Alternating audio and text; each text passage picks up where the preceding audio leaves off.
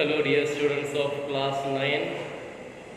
Once again, I am here to teach you English Literature, Merchant of Venice, Act 1, Scene 2. Test today I will be teaching you the test from 100 to 150, the last point. So today we will be completing this particular scene. Alright. So the characters present in this scene are our Portia mainly, Nerissa, and a servant.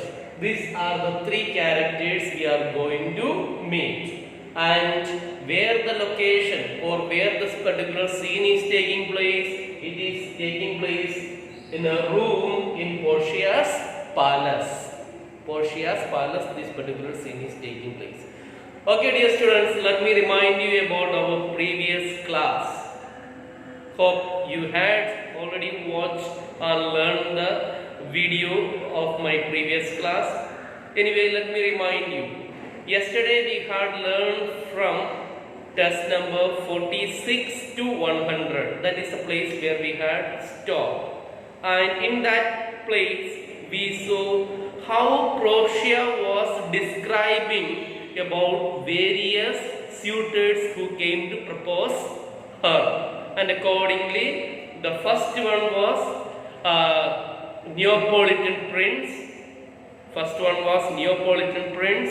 Then the second suitor, he was our Count de Palatine. Third one, the Lebon from France, French. Fourth one, Falconbridge from England. Fifth one, Scottish prince. And finally, a German suitor, Saxian's nephew. And Portia narrated about their characters, and finally we reached, we learned about the character of our Saxian's nephew. According to her, she considered him as a worthless fellow, in the sense he was a drunkard. He used to be very bad even at the time when he is sleeping, or in the afternoon session again. He became very wild in his behavior because of his intoxication. He is almost compared like a beast, a wild animal. Thus, Portia says that to escape such kind of drunkards, especially this one, Nerissa, I would do anything to defend me from getting married to this one. So I think she is going to play some trick. That is what we are going to learn here, dear students.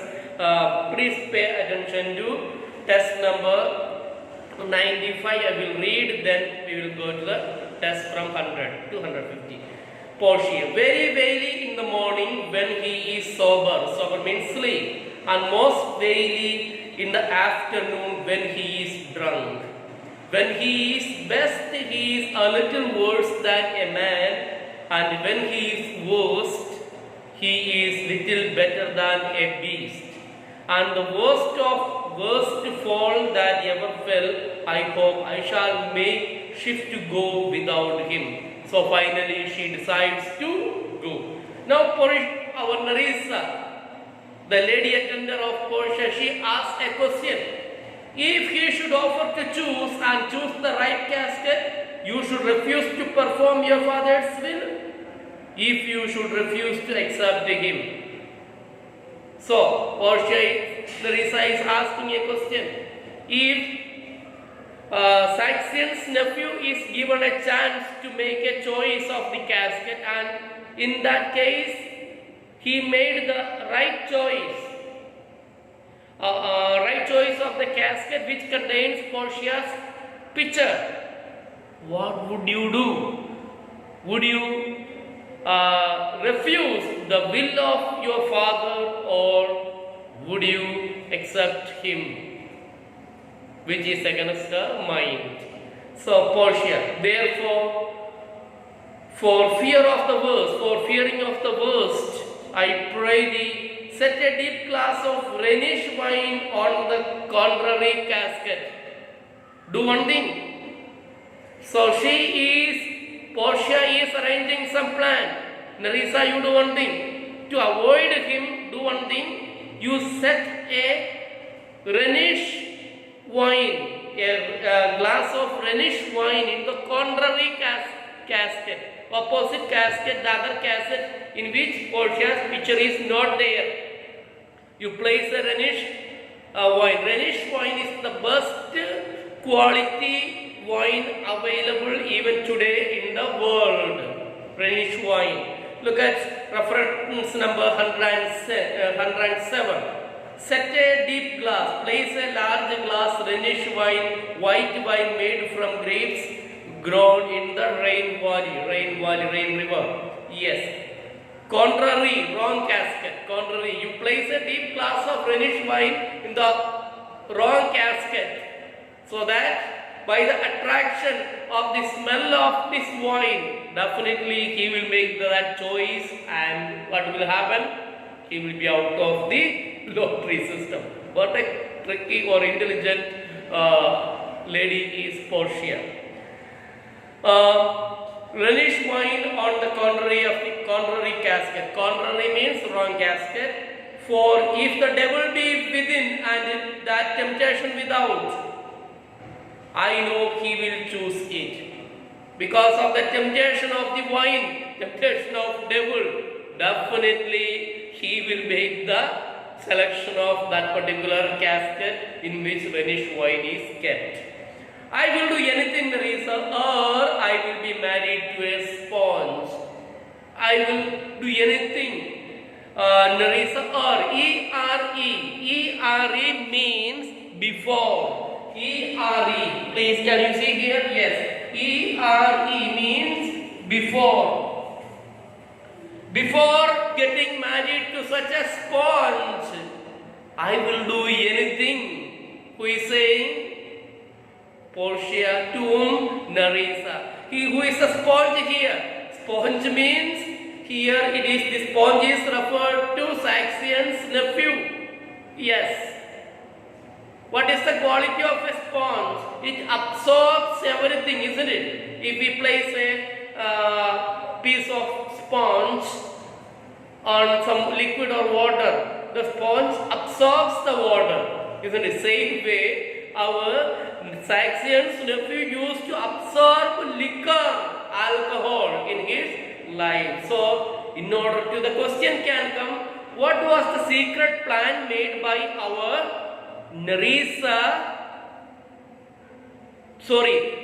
Portia to escape from our Saxian's nephew?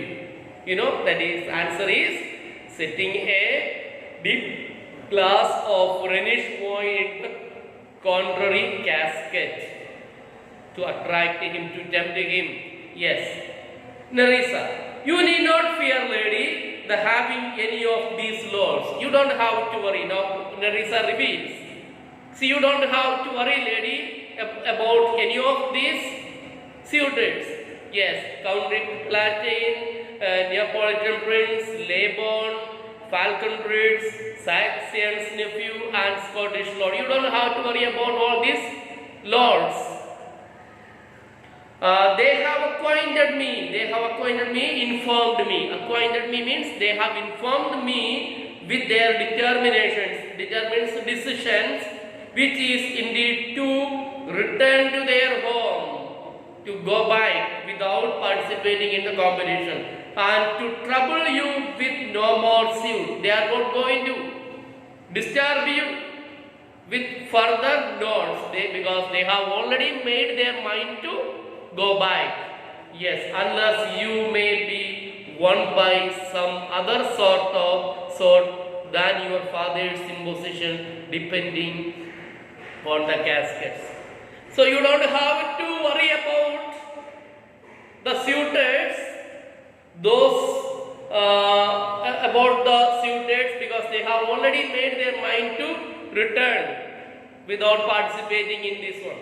And last she says, Narisa is saying that unless you may be won by a suitor, a person who is perfect according to the will of her father, Portia's father. So, unless you may be won by some other sort means other means than your father's imposition. Look at reference number 117-8. Your father's imposition, the conditions imposed by your father, depending on the casket, based on the choice of the casket. So, Portia, if I live to be as old as Sibella, I will die as chaste as Diana, unless I be obtained by the manner of my father's will. I am glad these parcel of words are so reasonable, for there is not one among them but I dote on his very absence. I pray God grant them a fair departure.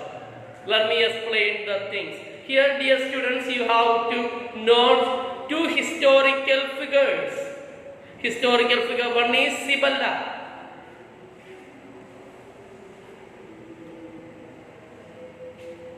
Sibella, Sibella and Diana. Can you see? Yes, Sibella and Diana. Okay, I will just write once again here. Once again I will write here Sibella, Diana. These are the two historical figures. Let us see who is the Sibella. Sibyl is a prophetess in Roman mythology. Puran, mythology means Puran Idihas. Yes. Apollo granted her as many years of life as there were sand grains she held in her hand. Here she is used as the traditional old woman.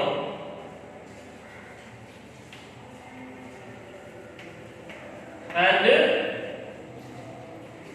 goddess of purity. Yes. Traditional old woman and goddess of purity. Now, Sibella Sibella requested a grace, a blessing from God Apollo to grant her as many years of life as she held sand grains in her hand. You imagine you pick out a handful of sand grain, and can you count that one? You may be able to count. It may go up to thousands and thousands, including all the tiny particles of that sand. So she Sibella requested God Apollo to grant her so many years of life, and that was granted. But she could not die. She went on growing, getting older and older, and she went on living like that way without death. Now, Portia is saying that if I live to be as old as Sibella, I will die as chaste Diana. Even if I have to live as old as Sibella, I will die as Diana, pure woman. Diana, symbol of purity. Yes. Diana, look at reference number 120 in your test. The goddess of virginity in Roman mythology. Roman mythology means Puran. She was also goddess of hunting and of the moon. Here virginity means purity. Yes. So she says, Portia is saying that if I am not going to get married and getting older like our Sibella, then I will die like Diana. I will die like a pure woman, unless I be obtained by the manner of my father's will. I am glad this parcel of words Wooers means lovers, suitors. I am very happy that this parcel of viewers are so reasonable, for there is not one among them but I dot means long for, but I long for his very absence. I desire for the absence of these wooers or suitors. Thus Portia is saying that I am glad this parcel of wooers are so reasonable, for there is not one among them but I dot means I long on his very absence. I like that they may go. And she is finally making a prayer, and I pray God grant them a fair departure. God bless them with a good departure. Nerissa. Do you not remember, lady, in your father's time a Venetian, a scholar and a soldier that came hither in company of the Marquis of Montferrat? Now, Nerissa is taking the name of somebody else. Don't you remember, Portia, in your father's time when your father was alive? There came a soldier, a scholar, a Venetian. Yes, that came hither, H-I-T-H-E-R, again Old English. Hither means came here in company of Marquis of Montferrat. A soldier, reference number 127, a soldier and a scholar. Ironic, since Bassanio is neither of them, Nerissa says that Portia wants to hear. So Portia's mood is already upset with the inner struggle. To make her happy, to come out of her grievances, she says some good things about scholar and a soldier. Actually, Bassanio is a reference to Bassanio, but he is not a scholar or a soldier. Marquis of Montferrat, reference number 128, 9.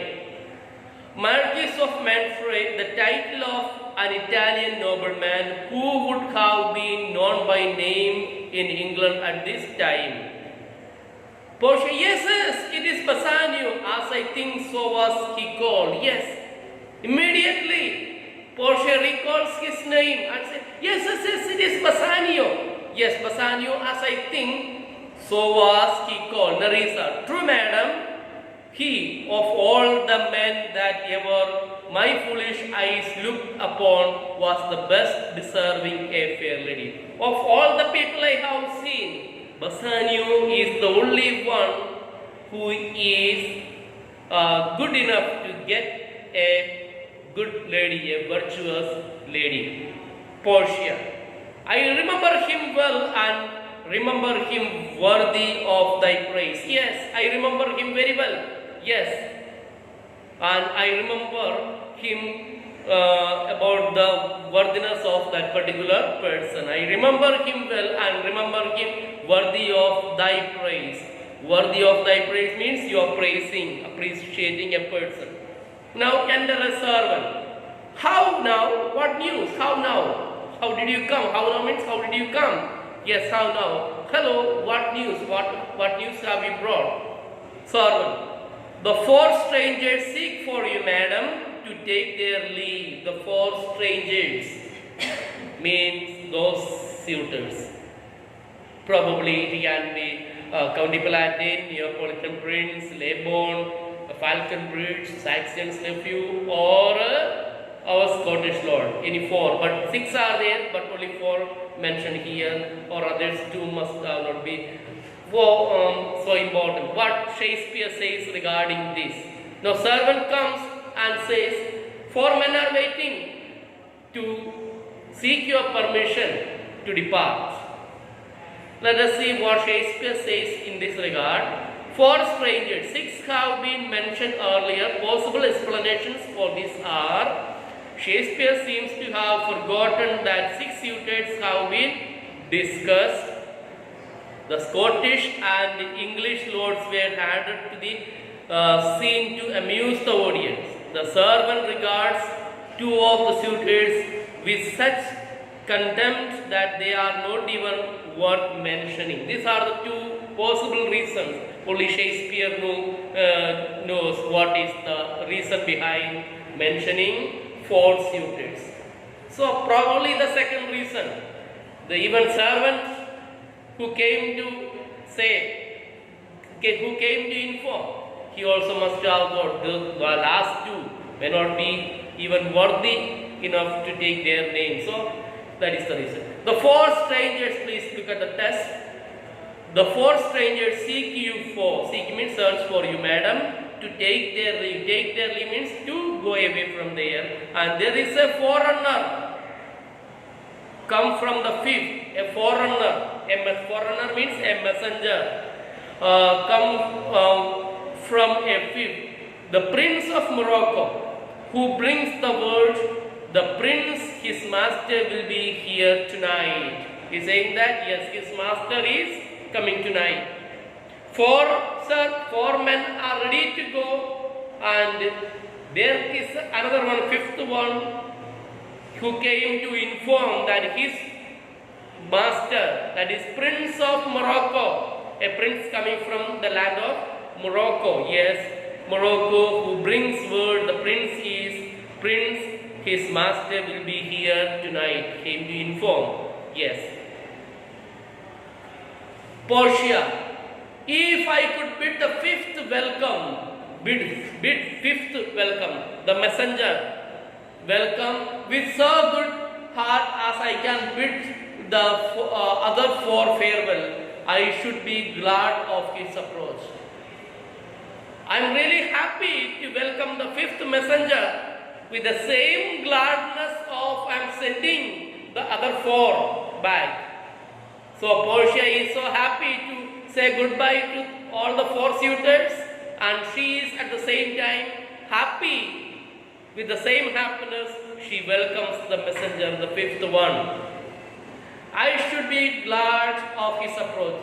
If he have the condition of a saint, condition means nature, the messenger is the fifth one has got the condition, the nature of a saint and the complexion of a devil. What is the complexion of devil? We always see him as black in color. If he have the condition of the saint and the complexion of devil, I had rather he should shrive me than wive me. So, if he has got the nature of a saint and at the same time the color of a devil, complexion of a devil, he should try to forgive my sins like a saint forgives the sins, and instead of trying to get married to me. So, shrive me and wive me. Shrive me, if you look at reference here, shrive me, hear my sins and grant forgiveness, and wive me, marry me. So, if the fifth person who is coming, if he has the nature of a saint and at the same time he should have the color of a devil, in that case he should try to forgive my sins than trying to make me his wife. Come, Narisa, Sira, go before. Sira means fellow. Chalo. Sira means a word that is used for expression addressing a servant. Whilst we shut the gate upon one wooer, another knocks at the door. While we close the gate for some viewers, another one is knocking. See, we close the door, and as we close, somebody is knocking at the door to open. So closing and opening of the door. So while we shut the gate upon one wooer, another knocks at the door. Yes, dear students, we have completed the scene. Today, I taught you from test 100 to 150. That is the test I taught you today. So, here, let me summarize the total thing for you just in 2-3 sentences. That is, Portia, first and foremost, Portia is narrating the trouble of her heart to her lady attendant, that is Nerissa, telling that she has no freedom to make the selection of her husband, and at the same time she has no power to refuse whom she doesn't like. Then second part, Portia narrated about the 6 suitors who came to propose her, and she gave an explanation on each of them and how she refused or rejected all those things. Then finally she hears some news.